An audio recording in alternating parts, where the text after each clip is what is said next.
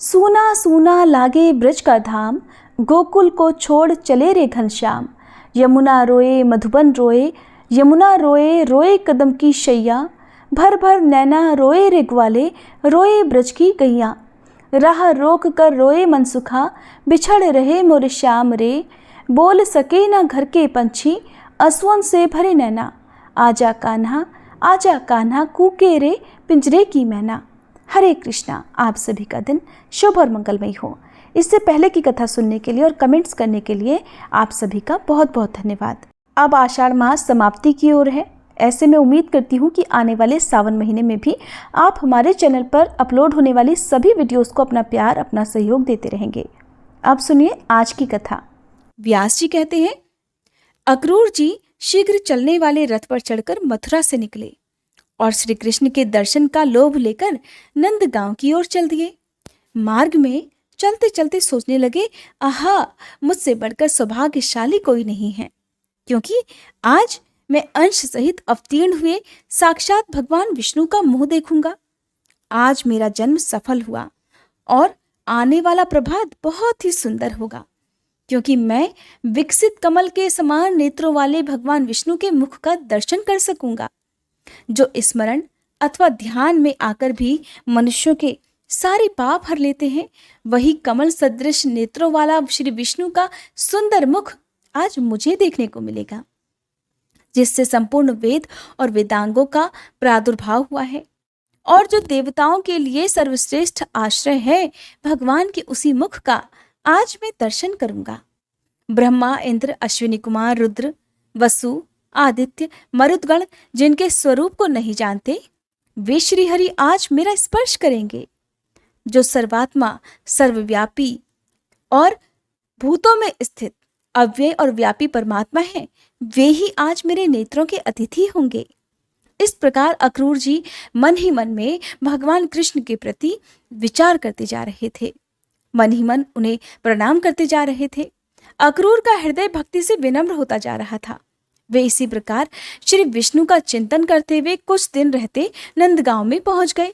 वहां उन्होंने भगवान श्री कृष्ण को उस स्थान पर बैठे देखा जहां गौवें दुही जा रही थी। उन्होंने देखा कि वे बछड़ों के बीच में खड़े हुए थे। उनका श्री अंग विकसित नील कमल की आभा से सुशोभित था। नेत्र खिले हुए कमल की शोभा धारण करते थे। वक्ष स्थल में श्री वत्स का चिन्ह दिखाई देता था। बड़ी बड़ी बाहें, चौड़ी और उभरी हुई छाती, ऊंची नासिका, विलास युक्त मुस्कान से सुशोभित मुख, लाल लाल नख, शरीर पर पीतांबर, गले में जंगली पुष्पों के हार, हाथ में स्निग्ध नील लता और कानों में श्वेत कमल पुष्प के आभूषण, यही उनकी झांकी थी। उनके दोनों चरण भूमि पर विराजमान थे। श्री कृष्ण का दर्शन करने के बाद अक्रूर जी की दृष्टि यदुनंदन बलभद्र जी पर पड़ी, जो हंस, चंद्रमा और कुंद के समान गौरवर्ण थे। उनके शरीर पर नील वस्त्र शोभा पा रहे थे। उनका कद ऊंचा और बाहें बड़ी बड़ी थी और उनका मुख प्रफुल्ल कमल सा सुशोभित था। नीलांबरधारी गौरांग बलभद्र जी ऐसे जान पड़ते थे मानो मेघमाला से घिरा हुआ दूसरा कैलाश पर्वत हो। उन दोनों भाइयों को देखकर महाबुद्धिमान अक्रूर जी का मुख कमल प्रसन्नता से खिल उठा। संपूर्ण शरीर में रोमांच हो आया और वे मन ही मन इस प्रकार कहने लगे, इन दोनों बंधुओं के रूप में यहाँ साक्षात भगवान विष्णु विराज रहे हैं। ये ही वह परम धाम और ये ही वह परम पद हैं। अनंत मूर्ति भगवान आज ही मेरे हाथ का स्पर्श करके उसे शोभा संपन्न बनाएंगे। इन्हीं भगवान की अंगुलियों के स्पर्श से संपूर्ण पाप नष्ट हो जाने के कारण मनुष्य उत्तमोत्तम सिद्धि प्राप्त करते हैं और अश्विनी कुमार, रुद्र, इंद्र, वसु आदि देवता प्रसन्न होकर उन्हें उत्तम वर देते हैं। राजा बलि ने जिनके हाथ में संकल्प का जल छोड़कर रसातल में रहते हुए भी मनोहर स्वर्गीय भोग प्राप्त कर लिए और देवराज इंद्र ने जिनकी आराधना करके एक मनवंतर के लिए देवलोक का अखंड साम्राज्य प्राप्त कर लिया, वे ही भगवान कंस के साथ रहने के कारण निर्दोष होते हुए भी दोष के पात्र बने हुए मुझ अक्रूर का क्या आदर नहीं करेंगे। इस प्रकार मन ही मन विचार करते हुए अक्रूर जी भगवान श्री कृष्ण के पास गए और कहने लगे कि मैं यदुवंशी अक्रूर हूं। ऐसा कहकर उनके चरणों में पड़ गए। भगवान ने भी ध्वजा, वज्र और कमल आदि चिन्हों से सुशोभित अपने कर कमल द्वारा उनका स्पर्श किया और उन्हें खींचकर प्रेम पूर्वक गाढ़ आलिंगन दिया। फिर बलराम और श्री कृष्ण ने उनसे बातचीत की और उन्हें साथ लेकर अपने भवन में चले गए। परस्पर प्रणाम आदि के बाद अक्रूर ने दोनों भाइयों के साथ बैठकर भोजन किया और यथायोग्य उनसे सब बातें निवेदन की। दुरात्मा दानव कंस ने वसुदेव और देवकी को जिस प्रकार धमकाया था, उग्रसेन के प्रति जैसा उसका बर्ताव था और जिस उद्देश्य से कंस ने उन्हें ब्रज में भेजा था, वह सब विस्तार के साथ कह सुनाया। सुनकर भगवान कृष्ण ने कहा, ये सब बातें तो मुझे पहले से ही ज्ञात है। इस विषय में जो उचित कर्तव्य है उसे मैं करूंगा, आप अन्यथा विचार मत कीजिए। अब कंस को मारा गया हुआ ही समझे। मैं बलराम जी सहित कल आपके साथ मथुरा चलूंगा। बड़े बूढ़े गोप भी भेंट की बहुत सी सामग्री लेकर जाएंगे। वीर, आप किसी प्रकार की चिंता मत करें, आराम से यहाँ रात बिताएं। आज से 3 रात के भीतर ही मैं अनुचरों सहित कंस को मार डालूंगा। फिर गोपों को मथुरा चलने का आदेश देकर अक्रूर, श्री कृष्ण और बलराम जी नंद के घर में सोए। सुबह होने पर महाबली बलभद्र और श्री कृष्ण अक्रूर के साथ मथुरा जाने को तैयार हो गए। ये देखकर गोपियों के नेत्रों में आंसू भर आए। वे चिंता से इतनी दुर्बल हो गईं कि उनके कंगन और बाजूबंद खिसक खिसक कर गिरने लगे। वे दुख से पीड़ित होकर लंबी सांस लेती हुई एक दूसरे से कहने लगी, सखी, गोविंद मथुरा जा रहे हैं। वहां जाकर वे इस गोकुल में फिर क्यों आने लगे? वहां तो अपने कानों द्वारा नगर की स्त्रियों के मधुर वार्तालाप का रसपान करेंगे। नगर की नारियों के विलासपूर्ण वचनों में जब इनका मन आसक्त हो जाएगा, तब फिर से गांवों की रहने वाली इन गंवार गोप गोपियों की ओर उनका झुकाव भला कैसे हो सकेगा? हाय, श्री हरि संपूर्ण ब्रज के प्राण थे। इन्हें छीनकर दुरात्मा और निर्दयी विधाता ने हम गोपियों पर निष्ठुर प्रहार कर दिया है। नगर की युवतियां भाव भरी मुस्कान के साथ बात करती हैं। उनकी गति में लालित्य है। वे कटाक्षपूर्ण नेत्रों से देखती हैं। अतः ये हम लोगों के पास भला क्यों आने लगे? ये देखो, गोविंद रथ पर बैठकर मथुरा जा रहे हैं। क्रूर अक्रूर ने उन्हें चकमा दे दिया है। क्या इस निर्दयी को प्रेमी जनों की मानसिक वेदना का अनुभव नहीं है, जो ये हमारे नयनानंद गोविंद को अन्यत्र लिए जा रहे हैं? गोविंद भी तो देखिए आज अत्यंत निष्ठुर हो गए हैं। ये देखो ना, बलराम जी के साथ रथ पर बैठकर चले जा रहे हैं। अरे इन्हें रोकने में शीघ्रता करो। क्या कहती हो? गुरुजनों के सामने हमारा कुछ बोलना उचित नहीं है। अरे हम तो यों ही विरह की आग में जल रही हैं। अब भला ये गुरुजन हमारा क्या कर लेंगे? हाय, ये नंद बाबा भी जाने को तैयार हैं। कोई भी श्री कृष्ण को लौटाने का प्रयास नहीं करता। आज मथुरा वासिनी युवतियों के नेत्र रूपी भ्रमर श्री कृष्ण के मुख कमल का मकरंद पान करेंगे। वे लोग धन्य हैं जो मार्ग में पुलकित शरीर से बेरोक टोक श्री कृष्ण का दर्शन कर सकेंगे। आज गोविंद का दर्शन पाकर मथुरा की नगरियों के नेत्रों में भी महान आनंद छा जाएगा। आज उन भाग्यशालिनी युवतियों ने कौन सा शुभ ऐसा स्वप्न देखा है, जो वे अपने विशाल और कमनीय नेत्रों से श्री कृष्ण की रूप माधुरी का पान करेंगी। अहो, विधाता को किंचित मात्र भी दया नहीं है। उसने हम गोपियों को बहुत बड़ी निधि का दर्शन कराकर हमारी आंखें ही निकाल ली। गोपियां इस प्रकार श्री कृष्ण के जाने पर विह्वल हो रही हैं, दुखी हो रही हैं। कहती हैं कि हमारे प्रति श्री कृष्ण का अनुराग ज्यों ज्यों शिथिल होता जाता है, त्यों त्यों हमारे हाथों के कंगन भी शीघ्रता पूर्वक ढीले होते जा रहे हैं। गोपियां कमजोर होती जा रही हैं।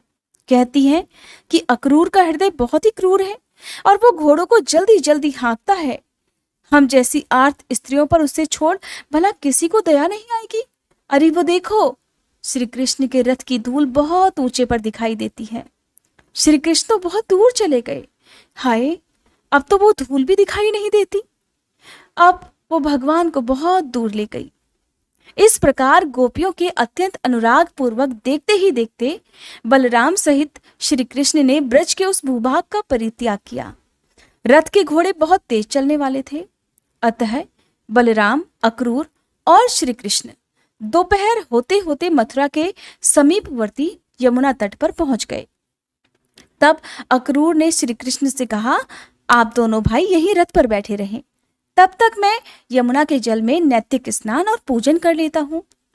तब श्री कृष्ण ने बहुत अच्छा कहकर उनकी बात मान ली। परम बुद्धिमान अक्रूर ने यमुना के जल में प्रवेश करके स्नान और आचमन किया। फिर वे परब्रह्म का चिंतन करने लगे। उन्हें जल के भीतर सहस्त्रों फणों से युक्त बलभद्र जी दिखाई दिए। उनका शरीर कुंद के समान गौर और नेत्र कमल पत्र के समान विशाल थे।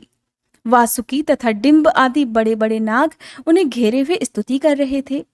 गले में सुगंधित वनमाला उनकी शोभा बढ़ा रही थी। वे दो नील वस्त्र और सुंदर कर्णभूषण धारण किए बड़े मनोहर गेंडुली मारे जल के भीतर विराजमान थे। उनकी गोद में भगवान श्री कृष्ण दृष्टिगोचर हुए, जो सजल मेघ के समान श्याम, किंचित लालिमा युक्त, विशाल नेत्रों वाले, चतुर्भुज, सुंदर और चक्र आदि आयुधों से विभूषित थे। उन्होंने 2 पीतांबर धारण कर रखे थे। विचित्र विचित्र हार उनकी शोभा बढ़ाते थे। इंद्रधनुष और विद्युन्माला से विभूषित मेघ की भांति उनकी विचित्र शोभा हो रही थी। बलराम और श्री कृष्ण को वहां पहचान कर अक्रूर बड़े आश्चर्य में पड़ गए। वे सोचने लगे कि दोनों भाई इतनी शीघ्रतापूर्वक यहाँ कैसे आ गए। अक्रूर ने कुछ बोलना चाहा, किंतु श्री कृष्ण ने उनकी वाणी को स्तंभित कर दिया। तब वे जल से निकलकर रथ के पास आए, किंतु वहां बलराम और श्री कृष्ण पहले की ही भांति बैठे हुए दिखाई दिए। तब उन्होंने पुनः जल में डुबकी लगाई तो भीतर वही दृश्य दिखाई दिया।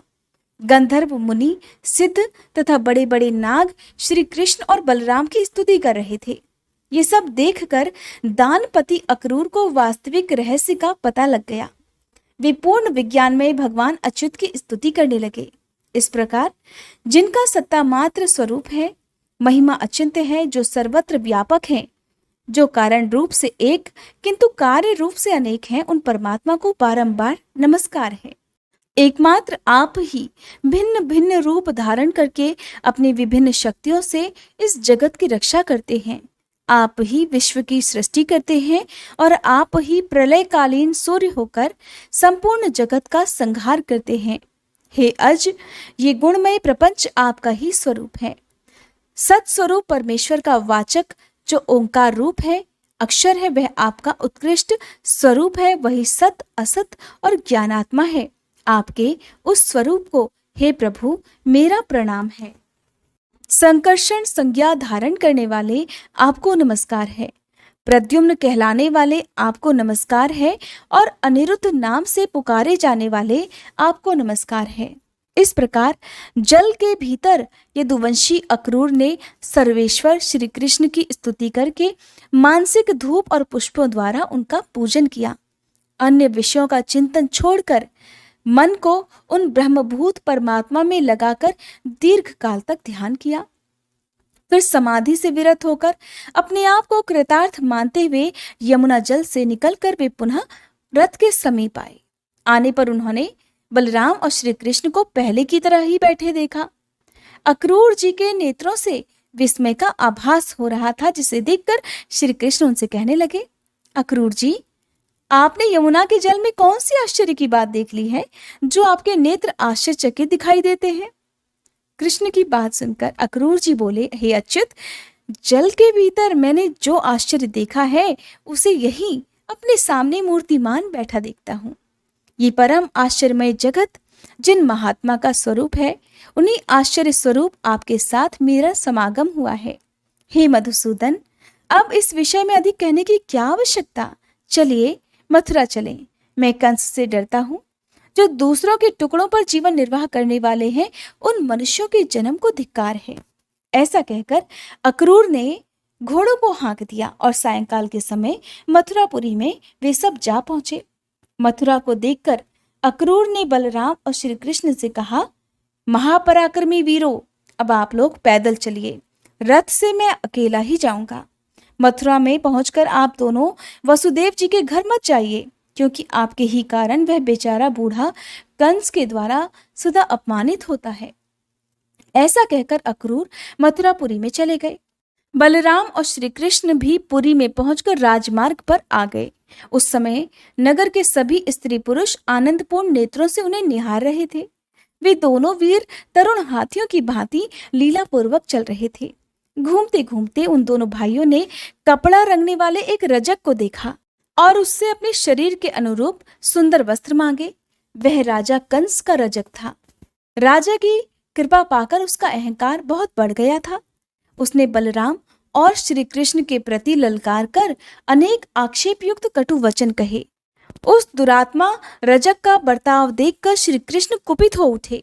उन्होंने थप्पड़ से मारकर उस रजक का मस्तक पृथ्वी पर गिरा दिया। उसे मारकर बलराम और कृष्ण ने उसके सारे वस्त्र छीन लिए और अपनी रुचि के अनुसार पीले और नीले वस्त्र धारण करके वे बड़ी प्रसन्नता के साथ माली के घर गए। उन्हें देखते ही माली के नेत्र आनंद से खिल उठे। वह अत्यंत विस्मित होकर मन ही मन सोचने लगा, ये दोनों किसके पुत्र हैं, कहाँ से आए हैं? एक के अंग पर पीतांबर शोभा पाता है और दूसरे के शरीर पर नीलांबर। दोनों ही अत्यंत मनोहर दिखाई देते हैं। उन्हें देखकर माली ने समझा, शायद दो देवता इस भूतल पर उतरे हैं। उन दोनों भाइयों के मुख कमल प्रफुल्लित दिखाई देते थे। माली ने दोनों हाथ पृथ्वी पर फैलाकर सिर से पृथ्वी का स्पर्श करते हुए साष्टांग प्रणाम किया और कहा, नाथ, आप दोनों बड़ी कृपा करके मेरे घर पधारे हैं। मैं तो धन्य हो गया। अब मैं पुष्पों से आप दोनों की पूजा करूंगा। ऐसा कहकर उसने रुचि के अनुसार फूल भेंट किए। ये सुंदर हैं, ये मनोहर हैं। ऐसा कहते हुए उसने उनके मन में फूलों के प्रति आकर्षण पैदा किया और जो जो उन्हें पसंद आया वो सब दे दिया। प्रायः सभी फूल मनोहर, निर्मल और सुगंधित थे। श्री कृष्ण ने भी प्रसन्न होकर माली को वर दिया, भद्र, मेरे अधीन रहने वाली लक्ष्मी तेरा कभी त्याग नहीं करेगी। सौम्य, तेरे बल और धन की कभी हानि नहीं होगी। जब तक ये पृथ्वी और सूर्य रहेंगे तब तक तेरे पुत्र पौत्र आदि वंश परंपरा कायम रहेगी। तो बहुत से भोग भोग कर अंत में मेरी कृपा से मुझे स्मरण करते हुए दिव्य लोक प्राप्त करेगा। भद्र, तेरा मन हर समय धर्म में लगा रहेगा। ऐसा कहकर बलराम सहित श्री कृष्ण माली द्वारा पूजित होकर उसके घर से चले आए। व्यास जी कहते हैं, फिर श्री कृष्ण ने राजमार्ग पर एक कुब्जा स्त्री देखी जो अंगराग से भरा हुआ पात्र लिए आ रही थी। उसे देखकर श्री कृष्ण ने पूछा, हे कमल लोचने, तो ये अंगराग किसके पास लिए जाती है, सच सच बता। उनकी बात सुनकर वह श्रीहरि के प्रति अनुरक्त हो गई और बोली, प्रिय, क्या आप नहीं जानते, कंस ने मुझे अंगराग लगाने का कार्य सौंप रखा है। मैं अनेक वक्रा के नाम से विख्यात हूँ। मेरे सिवा दूसरे किसी का घिसा हुआ चंदन कंस को पसंद नहीं आता। श्री कृष्ण बोले, हे सुमुखी, ये सुंदर सुगंध युक्त अनुलेपन तो राजा के ही योग्य है। हमारे शरीर के योग्य भी कोई अनुलेपन हो तो दो। ये सुनकर कुब्जा ने बड़े आदर पूर्वक कहा, लीजिए ना। फिर उन दोनों को उनके शरीर के अनुरूप चंदन आदि अनुलेप प्रदान किया। कुब्जा ने ही उनके कपोल आदि अंगों में पत्र भंगीन रचना पूर्वक अंगराग लगाया। इससे वे दोनों पुरुष रत्न इंद्रधनुष के साथ शोभा पाने वाले श्वेत श्याम मेघों के समान सुशोभित हुए। फिर उल्लापन विधि अर्थात कुब्जत्व दूर करने की क्रिया के जानने वाले श्री कृष्ण ने उसकी थोड़ी में अपने हाथ की 2 उंगलियां लगा दी और उसे उचकाकर ऊपर की ओर खींचा। साथ ही उसके पैर अपने दोनों पैरों से दबा लिए। इस प्रकार केशव ने उसके शरीर को सीधा कर दिया। कुब्जा का अर्थ है कुबड़ा होना। फिर तो वह युवतियों में श्रेष्ठ परम सुंदरी बन गई और प्रेम से शिथिल वाणी में बोली, प्यारे, आप मेरे घर में पधारिए। अच्छा, फिर तुम्हारे घर भी जरूर आऊंगा। ऐसा कहकर श्री कृष्ण ने कुब्जा को विदा किया और बलराम जी के मुंह की ओर देखकर वे जोर से हंसने लगे। फिर पत्रभंगी रचना पूर्वक अनुराग लगाए हुए, पीतांबर तथा नीलांबर धारण किए हुए विचित्र पुष्पों के हार से सुशोभित वे दोनों भाई धनुषशाला में गए। वहां जाकर उन्होंने रक्षकों से धनुष के विषय में पूछा। उनके बतलाने पर उसे उठाकर चढ़ाया। बलपूर्वक चढ़ाते ही वह धनुष टूट गया। उससे बड़े जोर का शब्द हुआ जिससे सारी मथुरापुरी गूंज उठी। धनुष टूटने पर रक्षकों ने उन पर आक्रमण कर दिया। तब वे रक्षक सेना का संहार करके धनुषशाला से बाहर निकले। कंस को अक्रूर के लौटने का हाल मालूम हो चुका था।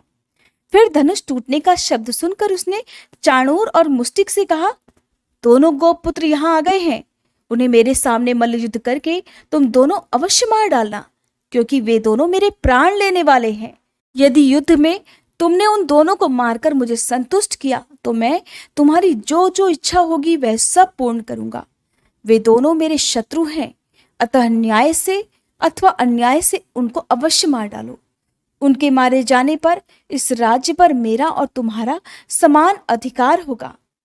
इस प्रकार उन दोनों मल्लों को आदेश देकर कंस ने हाथीवान को बुलाया और उच्च स्वर से कहा, महावत, तू कुवलिया पीठ हाथी को मतवाला करके रंगभूमि के द्वार पर खड़ा रखना। जब दोनों गोपपुत्र मल्ल युद्ध के लिए आए तब उन्हें द्वार पर ही मरवा डालना। महावत को ये आज्ञा देकर कंस ने देखा रंगभूमि में सब और यथायोग्य मंच लग गए हैं। तब वह सूर्योदय होने की प्रतीक्षा करने लगा। उसकी मृत्यु समीप आ गई थी। सुबह होने पर सब मंचों पर नागरिक गण आ विराजे। जो मंच केवल राजाओं के लिए बिछे हुए थे, वहां भिन्न भिन्न स्थानों के राजा अपने सेवकों सहित आ बैठे। जो लोग मल्लों की जोड़ का चुनाव करने वाले थे, उन्हें कंस ने रंगभूमि के बीच में अपने पास ही बिठाया। वह स्वयं भी बहुत ऊंचे मंच पर विराजमान था। रनिवास की स्त्रियों के लिए अलग मंच लगे हुए थे और नगर की स्त्रियों के लिए अलग लगे हुए थे। नंद आदि गोप दूसरे दूसरे मंचों पर विराजमान थे। अक्रूर और वसुदेव मंचों के किनारे खड़े थे और बेचारी देवकी, वो तो नगर की स्त्रियों के बीच में खड़ी थी। वो सोचती थी, अंतकाल में भी तो एक बार अपने पुत्र का मुंह देख लूं। उसी समय रंगभूमि में तुरही आदि बाजे बज उठे।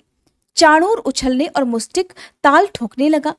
लोगों में हाहाकार मच गया। बलराम और श्री कृष्ण रंगभूमि के द्वार पर आए और महावत से प्रेरित कुवलयापीठ नामक हाथी को मारकर भीतर घुस गए। उस समय उनके अंगों में हाथी का मद और रक्त लगे हुए थे। उसके बड़े बड़े दांतों को ही उन्होंने अपना आयुध बना रखा था। वे दोनों भाई गर्वपूर्ण लीलामयी चितवन से निहारते हुए उस महान रंगोत्सव में इस प्रकार प्रविष्ट हुए मानो मृगों के झुंड में दो सिंह आ गए हों। उनके आते ही रंगभूमि में चारों ओर महान कोलाहल हो गया। सभी लोग विस्मय के साथ कहने लगे, ये ही कृष्ण है और ये ही बलभद्र हैं। ये कृष्ण वे ही हैं जिन्होंने भयंकर राक्षसी पूतना का वध किया, छकड़े उलट दिए और दोनों अर्जुन वृक्षों को ही उखाड़ डाला। जिन्होंने बालक होते हुए भी कालिया नाग के मस्तक पर नृत्य किया, सातों रातों तक गोवर्धन पर्वत को हाथ पर रखा और अरिष्ट, धेनुक तथा केशी आदि दुराचारियों को खेल खेल में ही मार डाला, वे ही ये श्री कृष्ण दिखाई देते हैं।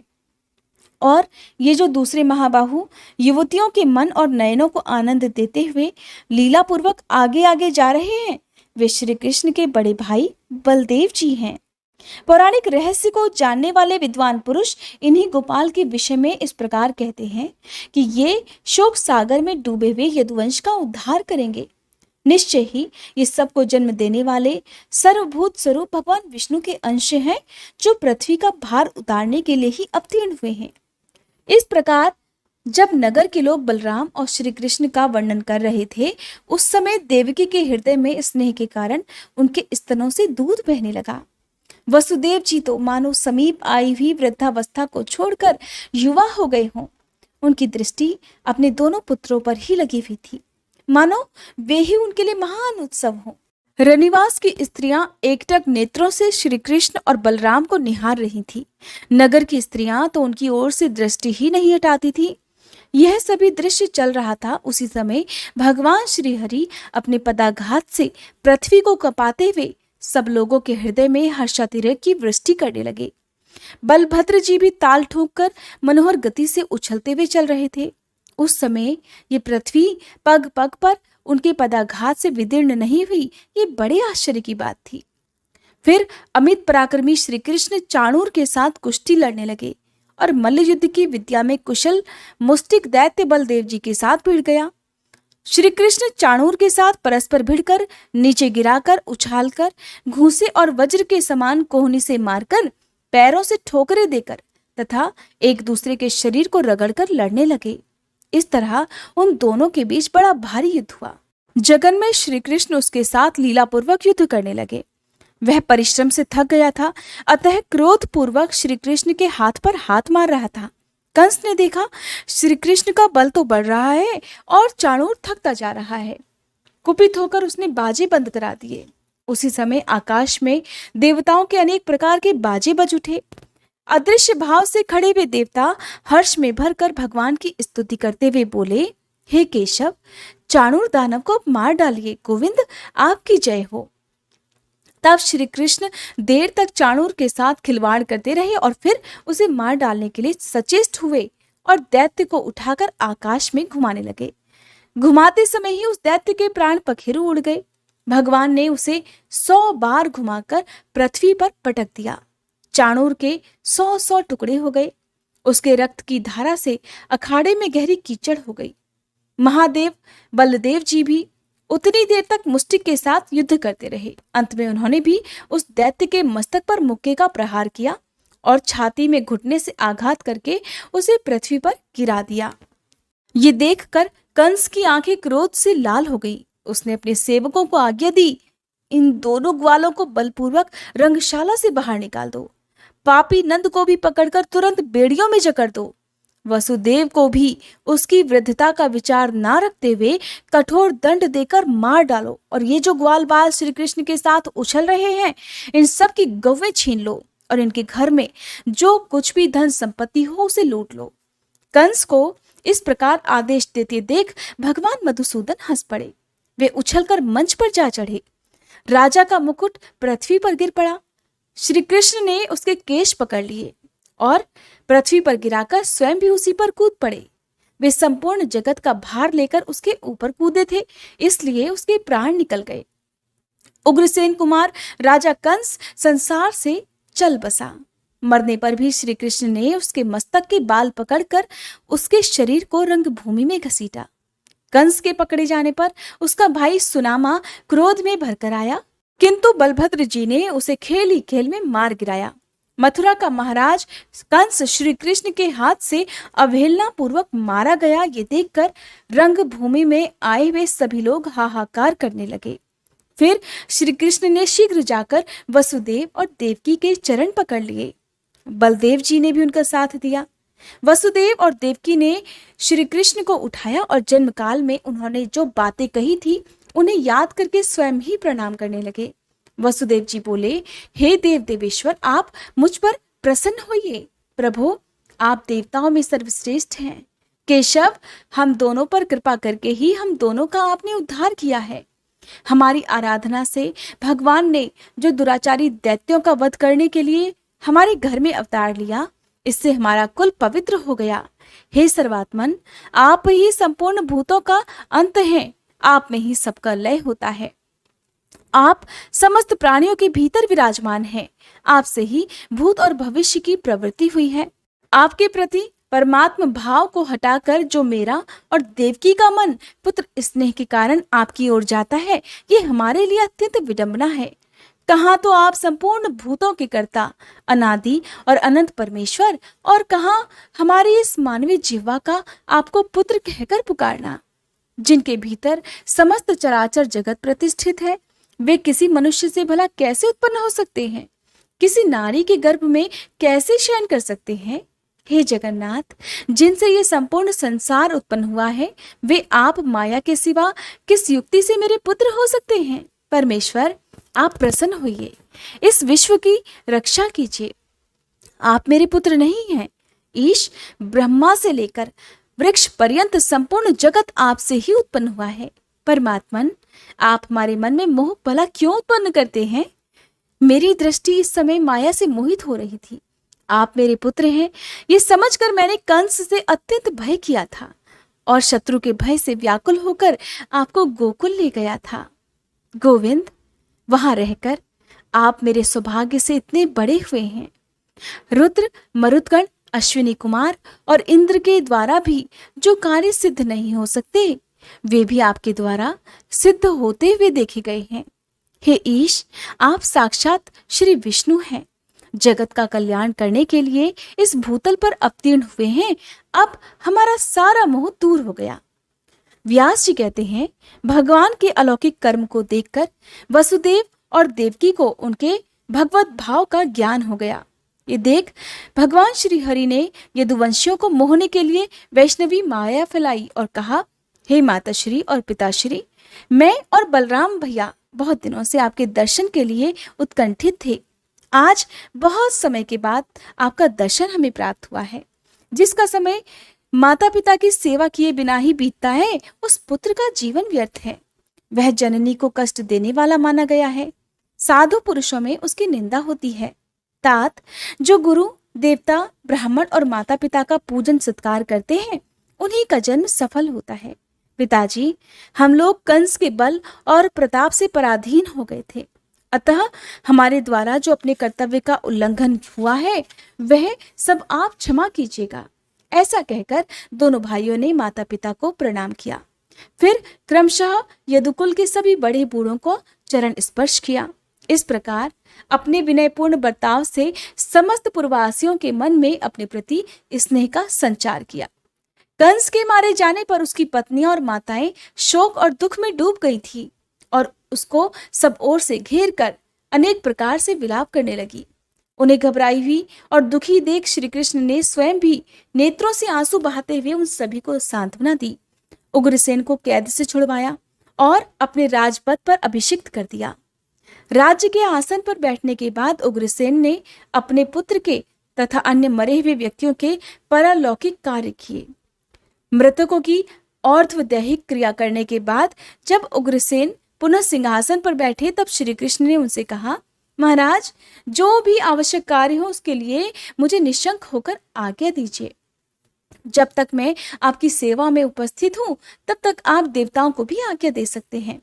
फिर इस पृथ्वी के राजाओं की तो बात ही क्या है। उग्रसेन से ऐसा कहकर श्री कृष्ण वायु देवता से बोले, वायु, तुम इंद्र के पास जाओ और उनसे मेरा ये संदेश कहो कि इंद्र, तुम अभिमान छोड़कर महाराज उग्रसेन को सुधर्मा सभा दे दो। श्री कृष्ण कहते हैं, ये राजा के योग्य उत्तम रत्न है, अतः सुधर्मा सभा में यदुवंशियों का बैठना सर्वथा उचित है। भगवान के ऐसा कहने पर वायुदेव ने शचीपति इंद्र से सब कुछ कहा। इंद्र ने वायु को सुधर्मा सभा दे दी। वह दिव्य सभा सभी यत्नों से संपन्न थी। गोविंद की भुजाओं की छत्र छाया में रहने वाले यादव वायु द्वारा लाई गई उस सभा का उपभोग करने लगे।